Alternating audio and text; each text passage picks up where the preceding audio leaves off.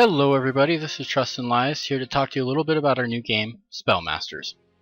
Spell Masters is a magic-based PvP game where you use spells attached to your wand to destroy your opponents. When you first spawn in, you'll have two items. You'll have a nether star that says Enter Battlefield that allows you to join any of the ongoing games. You'll also have your wand, which we'll go over in a second. First thing you'll notice when you pop in after your inventory is we have three stations set up. We have wands, which allows you to change the appearance of your wand. We have fight, which is where you go to actually drop into a match. And then we have the spell store. First, let's check out wands. So, when everybody spawns in, their wand by default is a stick. Now, if you've bought rank on our server, you'll be able to modify the appearance of your wand. Each of our wands shows the rank required above it. You want to change your wand and you have the right rank? Simply right-click the sign with your wand to update its appearance. This is a cosmetic change only and has no impact on the spells or the power of your wand. Okay, so next is fight. If you've ever played our Sky Wars, you'll notice that we have the pressure plates here. This is exactly like Sky Wars. You step on the pressure plate and you'll join a random map, the next map up in the queue.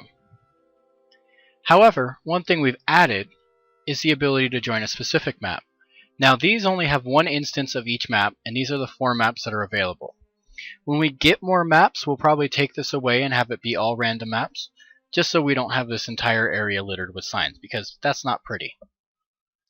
But right now, if you want to join a match, you simply right-click the sign, and it'll take you in. Your wand will be wherever you had it, so if you had it in the 9th slot in your inventory, I recommend not putting it there because it'll get replaced with the cake. That returns you to spawn. Next up, we have our spell store. The spell store allows you to purchase things to upgrade your wand, change the appearance, or learn new spells. First up, we have wand colors. If you right-click this NPC, it'll bring up a list that has colored wool blocks. These relate to the color that it's asking you if you want to purchase. If you were to purchase one of these, whenever you hold your wand, particle effects of that color will float around you. Next up is Enhance Wand. Once an hour you can come over and click this NPC and it will automatically give your wand a little upgrade boost, such as increasing the mana you have, increasing your mana regeneration, and possibly teaching you a spell. Spell upgrades. This NPC, when you click him, will display all the spells that you currently have that can be leveled up. A good number of our spells can be leveled up to increase their power as you use them. They have a couple requirements, the first one being number of casts. This is how many times you've successfully cast the spell. You see Blink here requires me to cast 25 times, and I've currently only successfully cast it once. It also states the level that you need to be at. So this says student. If you check your wand, the second line, the very first line of lore, says beginner magic wand. This says requires student. I'm at a beginner level, not a student, so therefore I cannot access this upgrade yet. However, I can still get all the casts needed to give it an upgrade. For example, the flare. The flare I have all the casts, so that's highlighted in green. The require student is highlighted in red because I still do not have that rank. And finally, over here we have the spell shop. The spell shop is probably the one you guys are going to be most interested in because this is where you unlock new spells. As you play the game, you'll earn stars, which are our currency in this game mode. And they're conveniently displayed up top in this menu. So every time you open it, this will be updated. In this menu, all you have to do is click on a spell to learn it if you have enough stars. Each one gives a little bit of a detail about the spell, such as the cooldown, how much mana it costs, and what it does. The first purple line of lore says a little bit about what it does, such as temporarily glass the target surface. What this spell does is it turns the target surface into glass so you can see through it, hence the name Peek. When you've purchased all the spells in a menu, and they'll be removed every time you purchase one, so if I purchase Cloak, when I open the menu again it will no longer be there. When you've cleared an entire menu, your wand will upgrade to the next level and a new set of spells will be available to you. This is how you progress through the game mode. One other thing we have in the spell shop area that's not a shop is the training NPC. If you right click on the training NPC, it teleports you to our training world. The nice thing about the training world is it allows you to manipulate your inventory a little bit.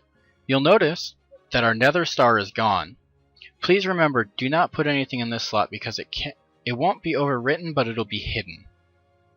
But what we can do is we can move our wand into another inventory slot, which allows us for maximum customization. The other thing you can do, and this is how the wand is used, is you can right click your wand to open up your active spell menu. When you open up the spell menu, and then you open up your inventory, you'll notice that the spells stay in your inventory. This allows you to move their location, and you can reorder the spells however you want. The nice thing about this is when you select your spells by scrolling, the two that you use most often you'll want to keep right next to your wand, so you can quickly change between them. So Magic Missile, and when it recharges, we have Blink.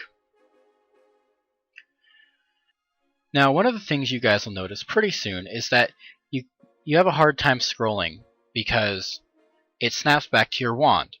This is because when you're in this menu, the only thing that inventory actually cares about is your wand because that's what you're using to cast. Well, how do I select spells that aren't right next to my wand? To do that, you're going to have to press the number keys on your keyboard or try and scroll over fast enough. I recommend using the number keys. This allows you to quickly change the spells you're using. As you change your spell, the title of the new spell that's selected will appear in your action bar. So I'm selected Blink, I've selected Magic Missile.